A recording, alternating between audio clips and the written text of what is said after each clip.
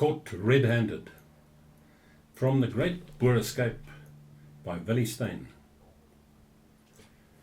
After 3 failed attempts, we decided that fate was against our escape by means of a tunnel, and we started considering other methods of escape.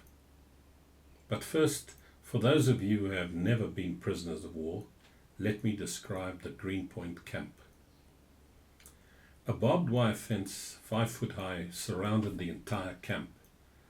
Beyond that was a second fence, 7 foot high, made of galvanized iron, leaving an open space of approximately 16 yards between the 2 fences. This was called the death zone, and any prisoner seen there ran the risk of being shot without warning. A third fence, beyond the first 2, kept the public at a distance.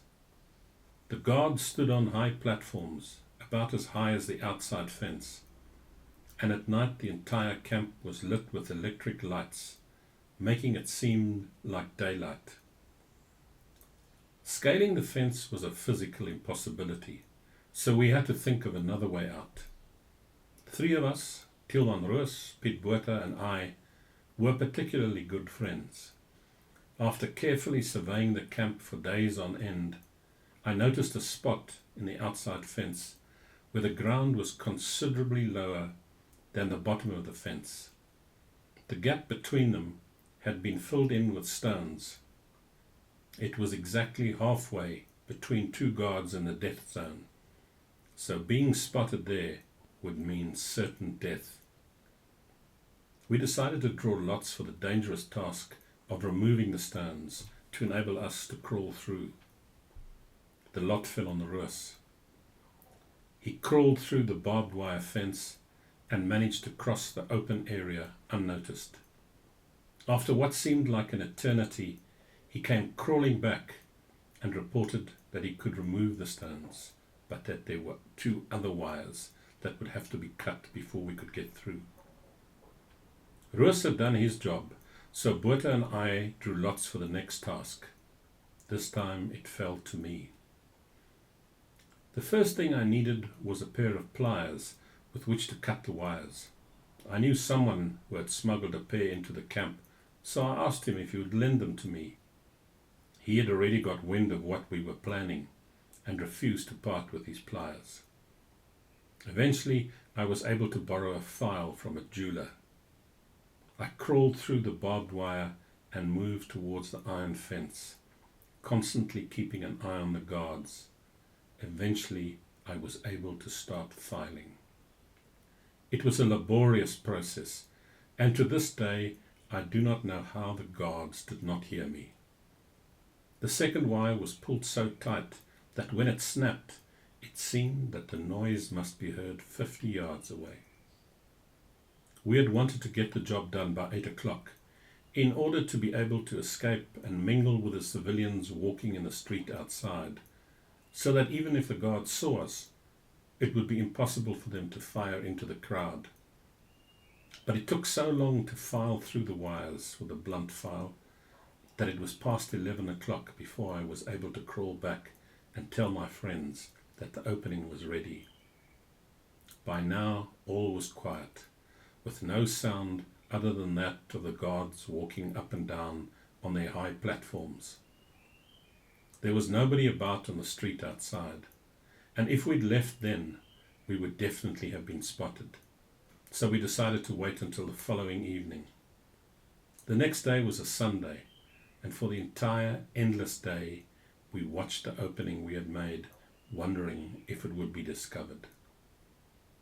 At last night fell, and again we drew lots for who would be the first to escape. Again it was Roos. After shaking hands with us, he crept through the wire and started crawling across the death zone.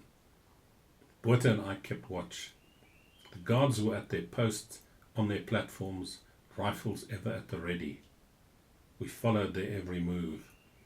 Roos, of course, was also keeping an eye on them. Suddenly one of the guards turned his head, as if he had heard something, and he seemed to look straight at Roos. Botha and I were ready to give the warning the moment he lifted his rifle, but he must have been deep in thought, for he gave no indication of having seen anything. Roos came crawling back to us. "Did you see that guard?" he asked. Nothing could convince Roos that the guard had not seen him. He was also convinced that the guard had merely been waiting to get a good shot at him once he was outside the fence, as had happened before with a few other prisoners. So after much deliberation, we decided to escape together. This time I was the first to crawl through the wire, and I was about halfway through when Boer pulled me back, warning, "Careful, they are there." An officer and 5 or 6 men had seen us, and we were caught in the act. He took our names and went into the death zone to inspect the opening we had made. Apparently he was most surprised, for we heard him exclaim, "Good God, how did they manage this? This hole is big enough for a wagon to pass through." An extra guard was placed at the opening, and we were sent back to our tent. There we were approached from all sides for getting our fellow prisoners into trouble, and for causing them even more misery than they were already suffering. Again, one of our own men had betrayed us, and this was our last chance of escaping from Greenpoint. Deportation to Ceylon or Bermuda was now a certainty, and everyone feared such a journey. The following morning, on the 15th of November 1900, we were told to prepare ourselves for board. The following morning, on the 15th of November 1900, we were told to prepare ourselves for boarding the Catalonia by 2 o'clock the same day.